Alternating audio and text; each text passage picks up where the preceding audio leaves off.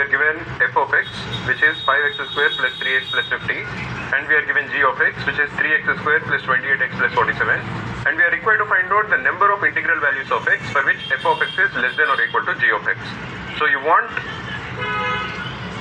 5x square plus 3x plus 50 to be less than or equal to 3x square plus 28x plus 47.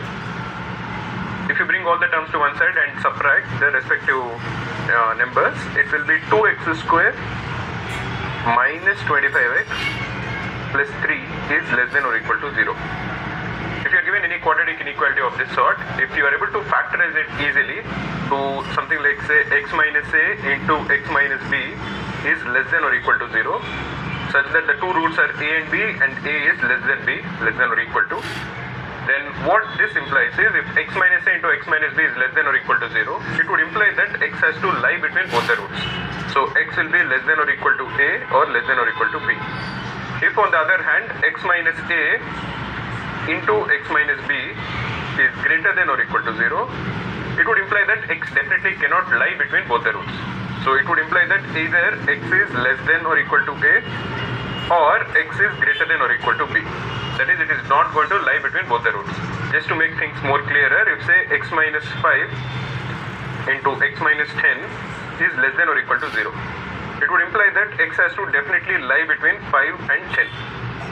If on the other hand say x minus 5 into x minus 10 is greater than or equal to 0, then it would imply that x has to be either less than 5 or x has to be greater than or equal to 10. That is, it cannot lie between both the roots. This is the simple way in which we can solve quadratic inequalities. In this particular question, the problem is that we can't really factorize 2x square minus 25x plus 3. If there is an easy way to factorize, we will be able to use the same principle. We can even factorize it, but we are going to get irrational numbers, and then understanding it and solving it and simplifying it will be a little more time consuming, because these won't have, this quadratic equation doesn't have simple integral roots. So another easy way to solve these kind of things is first understanding the value of 2x square minus 25x. So this is of the form x into 2x minus 25. Let us forget 3 plus 3 for some time.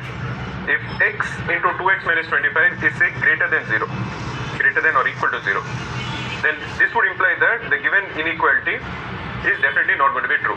Because if 2x square minus 25x, if this is positive, and you are adding 3 to it on top of it, then the overall sum will definitely be greater than 0. So let us first eliminate all the numbers for which x into 2x minus 25 is greater than or equal to 0. What are the two roots of this given quadratic equation? They are 0 and 12.5. So if you want that inequality, this product, to be greater than or equal to 0, it would imply that x cannot lie between 0 and 12.5.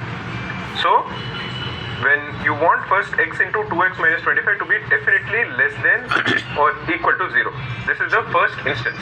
This is the first step, because whenever it is greater than 0, the overall sum will also be greater than 0. And if x into 2x minus 25 is less than 0, what are all the integers which are going to satisfy this given inequality? They will be 0, 1, 2, 3, 4, 5, 6, 7, 8, 9, 10, 11 and 12. In this particular case, again we can try to find out what is the value of x into 2x minus 25. When x is equal to 0, that will be equal to 0. You are adding plus 3 to it, and the overall sum will be 3, which is not less than 0. So the inequality will not hold true when x is equal to 0. What will happen when x is equal to 1? When x is equal to 1, the product will be equal to 1 into 2 minus 25, which is minus 23. So the overall product will be minus 23 plus 3, which is minus 20. So when x is equal to 1, the inequality will hold true. What will happen when x is equal to 2? The product of x into 2x minus 25 will be 2 into 2x is 4, minus 25 is minus 21. So this is 2 into minus 21 plus 3. This also is very clearly less than 0. So it will hold true for even 2. You can continue doing this, you will easily realize that the product of x into 2x minus 25 will always be a very big negative number. So if you are just adding plus 3 to it, it doesn't really change the sign of the sum. So for all of this, you can manually check, or after a few tries, you will easily figure out that it is actually true for all of them. Even if you are looking at say 12. What is the value of x into 2x minus 25 when x is equal to 12? It will be 12 into what is the value of 2x? 2x is 24, minus 25 is minus 1. So it is 12 into minus 1 plus 3. This is also equal to minus 9, which is less than 0. So the inequality holds true for all the natural numbers from 1 to 12. So the number of integral values of x for which this given inequality is true is 12.